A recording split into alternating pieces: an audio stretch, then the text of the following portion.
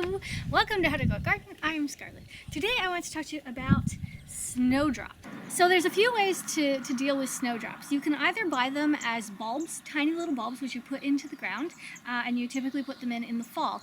Or when they look like this, and this is really the best way to do it, if you have a friend who is already growing them or you're already growing a small bunch, the best way to do it is to actually split them, because they do really well if you break them up. You just pull them out. Now I've pulled them out a few times, which is why they're really loose in the ground, because I had to add all this good compost on here a few weeks ago. So all I want to do is just gently pull it apart, gently but firmly. Pull, kind of rip a bit, okay? And then I'm just going to separate them.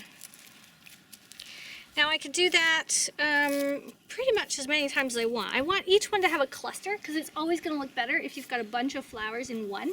If you just try to put them one at a time, it'll look like, you know, the lone little flower, and it will not be, it won't have the same impact. So we split them like this. Let's split that one more time. Just gently pull. Okay, and maybe this one the same thing. So what will happen, just like anything else, these guys will actually overcrowd themselves. So they'll grow to a certain point, and then they'll kind of, they'll stop growing.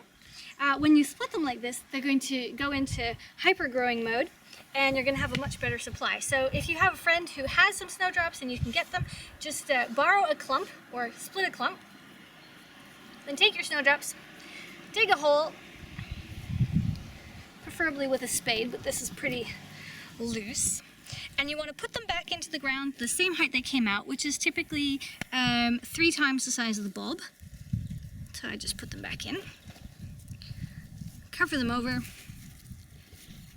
and firm them into place.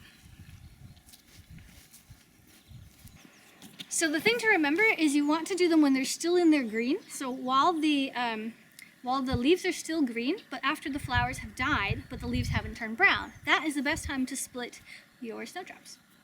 So there you go, that's how you take one pile and make a mini. The next year they will produce way more, and this whole thing will be covered as many times as I split them. Thanks for watching, I'm Scarlett, and I'll see you in the next episode. Toodaloo!